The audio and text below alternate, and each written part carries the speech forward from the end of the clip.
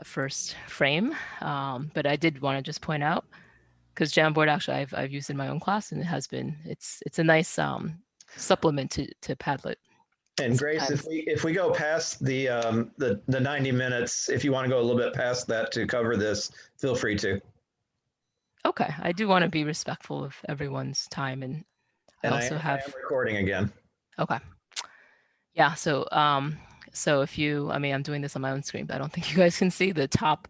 There's that little rectangle, right? It says 1 of 6, right? That's where, and then arrow, that's where you can scroll to other frames, the other whiteboards. But at this point, yes, let's just talk about some of what you guys have put in here, since we can't actually hear from you guys in the webinar. Hold on, I can't actually see it through the Zoom, but I could see it on my, I'll look at it in my browser. I'm going to make some of your post-its a little bigger. Pat, do you think you can click onto the next arrow on the top? Yeah, that would be great. I think one more time. There are more here. Yep. And then there are more at the other end, I think. Yes. Awesome. So I guess quickly, just to read out some of what your thoughts on what courses you guys are already thinking of doing Coil in. I see pre-calc. I see lots of stats, which is not surprising considering we all mainly talked about stats too. But also a quantitative literacy. Yes, in fact, I'm working right now on doing Coil for a quantitative reasoning, kind of quantitative literacy course as well. Fatima, we could even talk about that since we're both, you know, CUNY. And then this is fun. Yay, thank you. And contemporary math. Yeah, I'd actually love to learn more about that course. So then if we go to do you guys want to take one of the second or third? So I can do this one. What collaborative activities might you implement? Adobe Connect sounds great. Great place for math to relate to a global issue. I like that idea. Food insecurity or consumer debt. There's another one, interesting one, project in Math 165, planning to globalize this course over the summer. So this will be a component of my globalized course. Great. My plan was to have them compare the stats curriculum at our institutions and then create review videos for each topic. Brilliant. Yeah, I like the UN SDGs activity. So I can share something quickly that I am doing this semester, and I connected with faculty in South Africa, and her students are epidemiology students, and my students are statistics students. So we're connecting on health-related topics. And of course, we're talking about, you know, vaccinations and the things that are happening in our community. So we are even bringing to the table, you know, cultural conversations, different global conversations, inequality, you know, things that we wouldn't necessarily talk about in a math course or a statistics course. Irene, do you want to take the last one? Sure. And then the last slide, if you want to switch slides, Pat, yes, thank you. Yep. Okay, so the benefits to your students, the intercultural competence is absolutely almost a necessary component, and it would be hard to be in a Coil class and not have gained some intercultural competence, although it needs to be very focused by the instructors. Learning about diversity and mindfulness of the world. Students will learn digital literacy skills and better prepared to work in virtual teams, which is also interesting to me that there are more remote places on the planet that have better internet services than we do in large cities in the United States. We don't have in Minnesota the fiber optics yet, but in China and in remote places in Russia, they have already had that service far before we have. So you learn about those kind of things and priorities of countries also. I would get my students find a partner and work with them to share their experience and collaborate.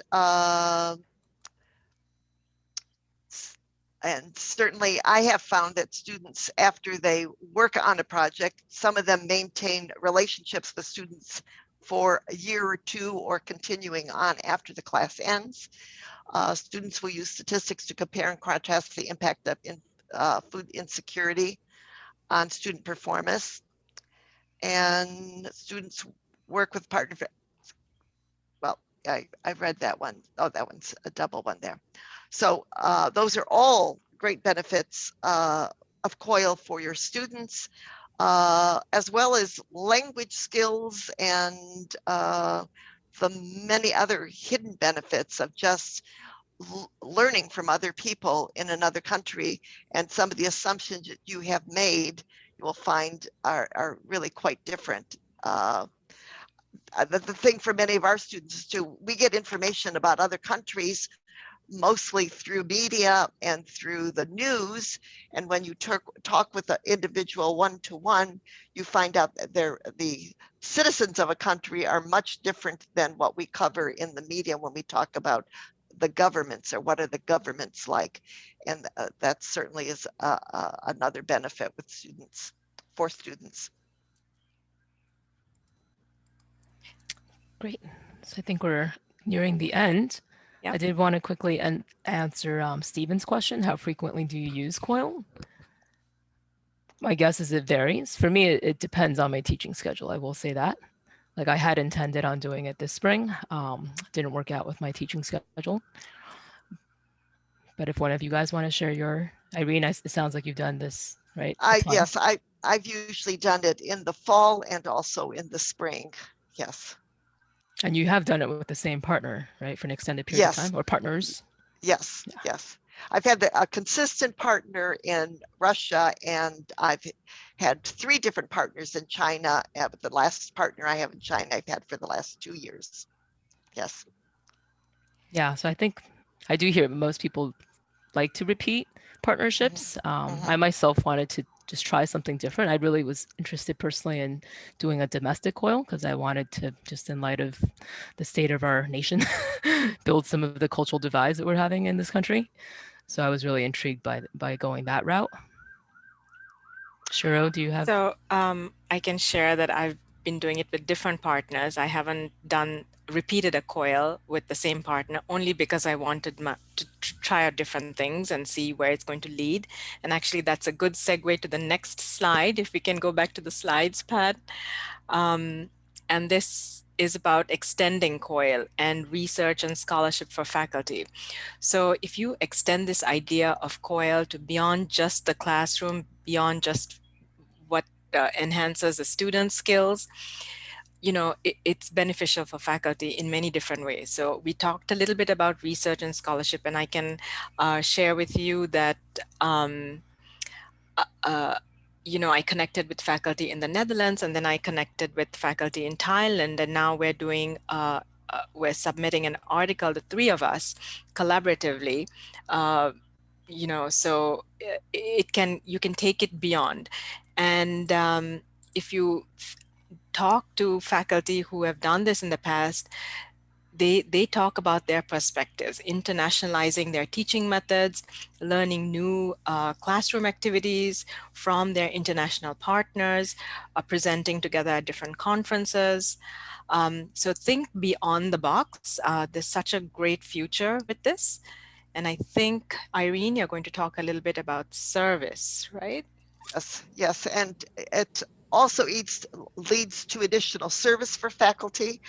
Part of our service is certainly to be on review boards of articles and of conferences, and a collaboration with another country, another partner with their network of conferences and publications also adds to that list.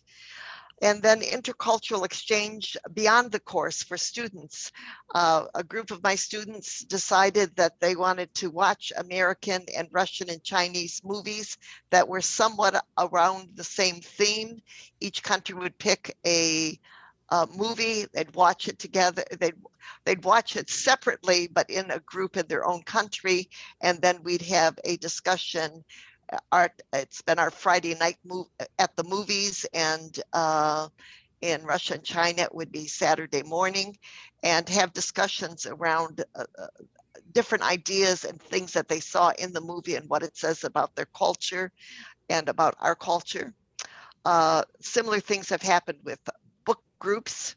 People become more interested in study abroad and have a network of students that they are interacting with that might impact their decisions for studying abroad. And it adds to more building of peace and understanding between societies that we don't, again, as I mentioned, you sometimes don't get if you watch the news, and particularly the two countries I picked, Russia and China, where because of how they're covered in the media, and we don't get opportunities to talk to people from countries, and we get attitudes about who they are based on what their government does. And it becomes a very important part of extending that conversation, extending our worldview for us and for students and the people they interact, that we see a person-to-person kind of relationship. I just want to quickly add with study abroad. I see there's a question in the chat box as well. There's a university in Japan that approached Queen's College and said that if we offer a Coil course, they are willing to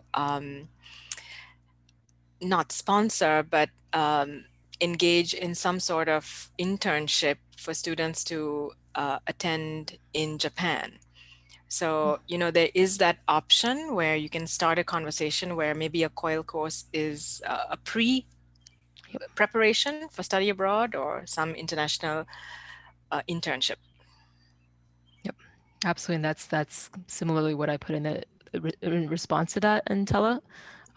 Since I have been the faculty coordinator of international education, I was actually coordinating study abroad, and we have short-term study abroad trips at our college that have always had a pre-departure component where students had to engage in learning activities. A lot of it, oftentimes, like for instance, we send students to China, to Shanghai, and they would do some cultural activities here, go to Chinatown, right? But how amazing would it be to actually do Coil as the pre-departure activity, right? And then to actually do the short-term study abroad, come back, do another Coil, like some type of either asynchronous or synchronous type of activity. Wow. So that's what I'm trying to lead my college towards that direction. But I mean, right now everything's on hiatus for study abroad, so which could be actually a great opportunity too. Yes, next slide, please.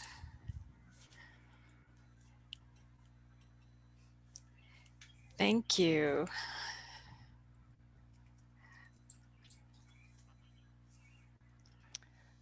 Yeah, I think that's it. Yes, thank you everyone for being here. And if you need to contact us, this is our contact information. Yes. And even though we didn't see you, having the interaction through the chat and through the Jamboard made it a bit more palatable for me.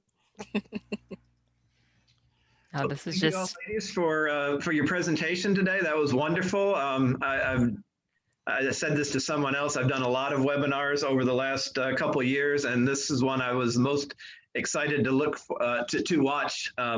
You know, as far as the material. So some good stuff. I hope you get a lot of good feedback out of it. And if everyone would take a moment to thank our presenters by way of a chat message, it was just a wonderful job. Oh wait, Pat, before everyone leaves, you want to do that poll one more time? Yes. Yes, let's do that. It's our exit ticket. I think it was question number 3. But if anyone needs to go, please also do Yes. go. I'm like saying this half and just. Okay, you have your poll question you can answer now.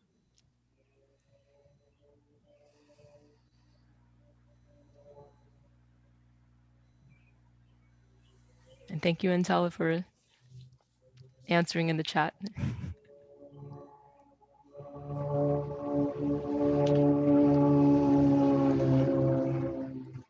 right. Yes. All right. And more than flipped. That's awesome. Yes, exactly. Yes. Thank you, everybody. Thank Please you do stay so in much. touch. Yeah, please reach out. Thank you again. Thank you, Pat, too, for. Thank you, Pat and Barbara. Yep. Bye-bye. And Barbara. Bye, everyone. Okay, thank you all for attending. We will get this information out to you with all the links and all the email addresses and everything very soon. And we will get the recording up, the 2 recordings up now before too long. Thank you all for attending. Bye-bye. Bye-bye. Bye. Take care.